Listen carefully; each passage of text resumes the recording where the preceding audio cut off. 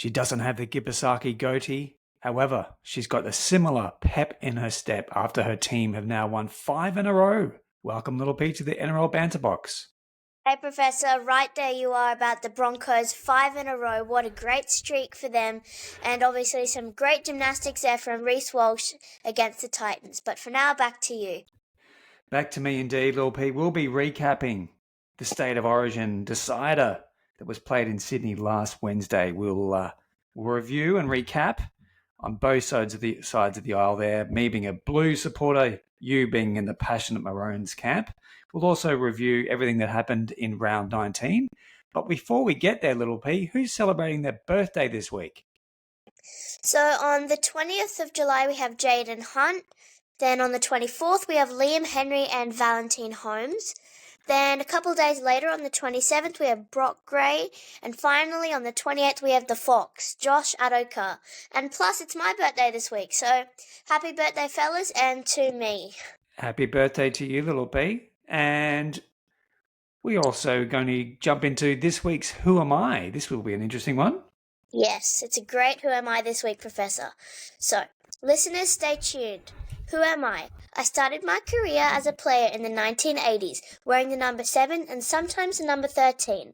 I played over 250 first grade games, mostly for the Sea Eagles, and yes, I helped them win premierships too. After hanging up the boots, I jumped straight into coaching, and let's just say I'm not exactly calm during a match. I've coached both the Sea Eagles and the Bulldogs to grand finals, and I'm famous for being fiercely loyal and just a little intense. My nickname? Some call me the Mad Professor. Whether I'm on the field or off it, I'm always fired up for footy. Stay tuned, listeners, and we'll be back with the answer for this one at the end of the episode.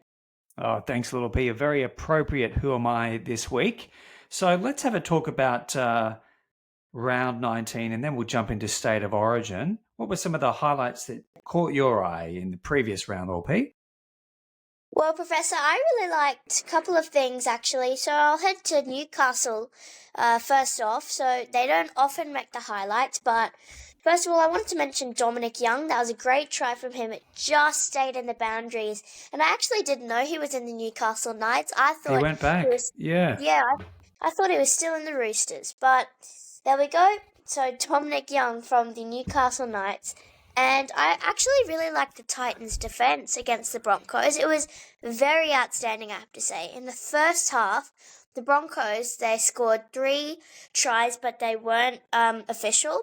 And the Titans, they really protected their line of defense. So well done to the Titans for that absolutely amazing defense. I think the best game they've had in terms of defense all year, from my perspective. And then finally, I had Zach Lomax of the Eels. He had a great try set up by a great offload. So well done to all those fellas, and those were my highlights, Professor. Wow, yeah, very interesting round of football, wasn't it, Lil P? My most intriguing contest of round 19 was the Warriors taking on the Tigers there over in New Zealand. Now, they didn't have their star halfback Metcalf, who's now gone for the season.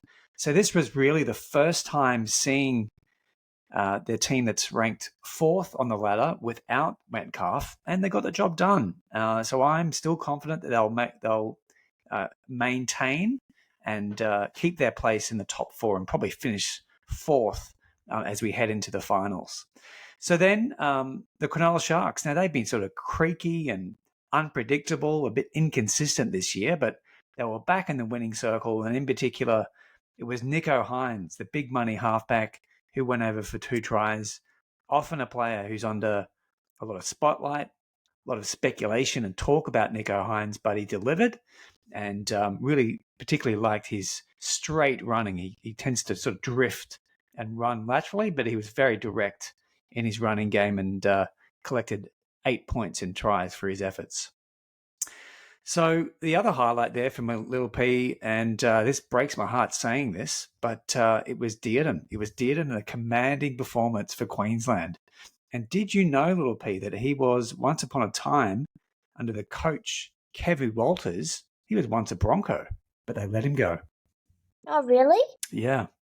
Oh. So the other highlight for me, Little P, just on the topic of the coach of the Titans potentially coaching that team for the last time this year, is the Walker brothers. Now, the Walker brothers were rugby league stars back in their day, and they've been innovative and very bold coaches, bringing a lot of innovation to the Queensland Cup. And one of the innovations that I quickly wanted to mention to you was the short dropout. Now, the short dropout, Little P, it's relatively new to the NRL. They were the ones who actually invented that concept and introduced it to the Queensland Cup, and NRL side soon copied it.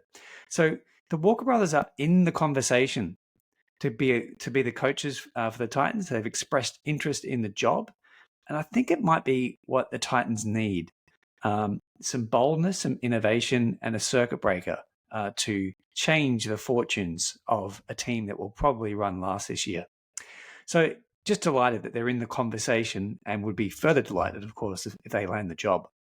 So anything from you, Little P, that was destined in the lowlights for what you didn't like in round 19, or even the State of Origin? Well, Professor, I only had one sort of low light in the NRL, and that was sort of the Dolphins, actually. They really should have won that game, and it was quite disappointing from them to see, actually. They were definitely not underdogs for that one, Professor. That was a massive upset. So Dolphins, they definitely should have won that game. So not great from them. And they've fallen out of the 8 now, so they've got some winning to do to get back into that top 8 for finals contention. So my Little P, my lowlights, Little P, was pretty much 80 minutes of football and everything that the New South Wales Blues delivered last Wednesday night. Before our last week's episode, I spoke about the importance of Nathan Cleary dominating the final frontier, a halfback who has delivered consistently amazing achievements in clubland for his club, Penrith Panthers. They won 4 competitions in a row. But Nathan Cleary did not deliver. And so if we think about last year's coach, Michael Maguire, this was a team that I think achieved almost the impossible. They lost game 1. They won game 2 quite convincingly, and they went to Brisbane in front of a sellout crowd at Suncorp Stadium. A very, very tough thing to do, and what many people regard as one of the greatest rugby league matches that have ever been played. New South Wales prevailed and they actually won that contest. It was a deciding match that was tough. It was all heart, and it was commitment from both sides in New South Wales and Queensland in the deciding match there in 2024. And then we go to late last year, and it was Coach Laurie Daley who was announced as the new coach. And I literally sent a message, and I'll read you the message, Lil P, that I sent to my friend, Tim. And I said to him, holy smokes, that is dumb. This is a coach who's won 1 of 5 series the previous time he coached the New South Wales Blues. And I said to Tim in the message, go to your bank right now, withdraw all your money, and put it all on Queensland. And so, Lil P, we then go to our opening episode there of episode 1 of our podcast, our inaugural season. And in that predictions episode, I said Queensland will win on the basis of the New South Wales coach. So as a New South Wales fan this year, it was one of the lowest points I've had in being 30 plus years as a New South Wales Blues fan. It was the unlosable series, a game 1 performance that was so dominant, and they won convincingly in Brisbane in game 1. Game 2 and game 3, the Blues are conceding 20 points at halftime. Their performance in Sydney in the decider, it lacked heart, it lacked commitment, it lacked cohesion. It was a disgrace. Now, New South Wales have always had better teams on paper. They're more talented. But State of Origin is not about that, Little P. It's about who can hold their hand in front of the flame the longest, who wants it more, who has the deeper character. And Coach Laurie Daley is not the guy the players will want to run through a wall for. This was a disgrace. Coach Laurie Daley has been confirmed as the Blues coach for 2026. So we can expect more of the same. So that is my low light for the week and for the year, little P. But here we are. We're back to NRL. We're back to Clubland. Mm-hmm. So before we then preview round 20, let's round it out with you revealing who am I? So the Who Am I, Professor, and just before I announce it, I do want to add, when it said I've been pretty crazy, called the Mad Professor, a little fact there for some listeners that don't already know, he's pulled doors off hinges in the shed. So, yeah, Des Hasler definitely goes crazy when giving the feedback from my perspective. So yes, Des Hasler for everyone. Hope you all got that. All right. Well, Lord P, we've got, I think, 7 or 8 games remaining of the season. And this is where the pointy end of many games become really, really critical, particularly for those teams who are outside of the top 8. And 2 of those teams, they face each other then on Thursday night. We've got the Dolphins there at home. They're playing in Brisbane, and they're taking on the Cowboys. So we've got 10th versus 12th. Team that loses this further makes it harder for themselves to get into the top 8. What do you think? How's this match going to unfold? Well, Professor, I personally don't think that the Cowboys belong in the semis. They are not in a place where they can do that right now with their lineup, and they are really just lacking everything this season. Their defense is quite disgraceful, and attack isn't much better than their defense. So I hope the Dolphins win this one, and I do want them to. I was very impressed with the Cowboys, actually. Their defense, to your point, Lil P, has been horrible. One of the worst defensive sides in conceding the most average number of points per game this season. But against the Bulldogs, it was an incredible performance despite them going down to that match by 4 points. But I can see the Dolphins getting over the top of the Cowboys here, particularly with that home ground advantage. So then we go to Friday night. Also, a really intriguing contest. We have the Sharks, who are 9th, and they're taking on the Roosters, who have slipped back into the 8th. Now, this match has been played at Shark Park. Well, Professor, I also don't think that the Roosters belong in top 8, in my opinion. But I think with the home ground advantage for the Sharks, I think they're going to win this one. Okay, I like the Roosters, actually. They will welcome back all of their State of Origin players, and it's must win for either side to continue to be in contention for NRL finals. So then we go to the 8 o'clock match. This is the Panthers. They're at home, and they're taking on the Rabbitohs. Now, important to note that Isaiah Yeo and Cleary have both been rested for this match, so they won't front up in the Penrith colours. Professor, I don't know about this one, actually. I think the Rabbitohs, they are 16th on the ladder, probably cemented that place, nowhere near the top. And then the Panthers, they're 6, and they were quite looking like they were going to get the wooden spoon earlier on this season, but they've climbed up to 6 out of nowhere. Yeah. And so they've just been the dark horses of this competition, so I'm going to back the Panthers for this one. Yeah, me too. Just on the strength of they've got more to play for. So that will be a match that's important for Penrith to continue on their march. So then we go to Saturday. We go into the nation's capital, and it's the top of the table Raiders, and they're meeting the 15th placed Eels. Oh yeah, definitely Raiders. The Green Machine have been absolutely epic this year, and they've been staying on the top for quite a bit now after Canterbury have dropped to 3rd. So, yeah, probably the Raiders for this one. Yeah, I think so too. If it was Mitchell Moses representing Parramatta, I would give the Parramatta club a chance. So then we go to the 5:30 match. It's the Bulldogs. They're at home, and they're playing the Dragons. Well, Professor, I think the Bulldogs for this one initially, but there's always upsets. So I think there's going to be an upset here, actually. So I'm going to back the Dragons, not very like me.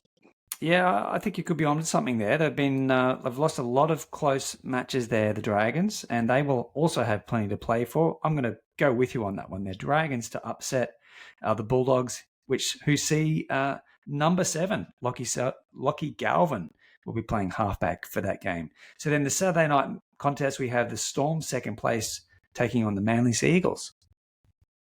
Well, Professor, I really don't think that Manly belong in top 8. Like, Yeah, me too. I think if they swapped with the Dolphins, that'd be great. The Dolphins absolutely belong. They've scored so many tries. I think they've at one point scored over 150 points in the last 3 or 4 games. But Correct. yeah, I hope Manly don't win this one. Actually, I really want to see another team get up into the top 8. So not Manly for that. Yeah, agree. We've got Storm, who are welcoming back Cameron Munster and other Origin stars. Pappenhausen remains out, however, but Nick Meaney at the back, he's been quite strong in the last couple of weeks representing the Melbourne Storm. So then we have the Sunday afternoon match. Well, this is a delicious contest. We've got the Tigers, who are taking on the Titans, playing at Leichhardt Oval. Well, Professor, I think the orange and black there in your jersey sitting in the cupboard may have been a bit sad so far this year, but Tigers will probably leave stadium with a win against the Titans. So, yeah, probably West Tigers for this. I think so, yeah. Hard to beat there on a Sunday afternoon there at Leichhardt Oval. So then we have, wow, this is an interesting one here, Little P. We've got the Knights. Now, is this Coach Adam O'Brien's last game, or will he have already left the club by then? They're taking on the Warriors, who are travelling over to Newcastle. Professor, I think with the home ground advantage of the Knights and with the adrenaline pumping for them, and maybe, I think an upset here. I'm going to go an upset again. So okay, I'm going to choose the Knights for this one. Yeah.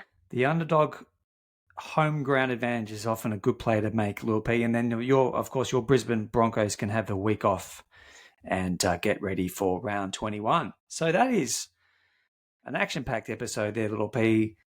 We will continue on our NRL examination and fun and banter in next week's episode. And for now, good luck to everyone with the upcoming rugby league action. See you, Professor. Bye-bye.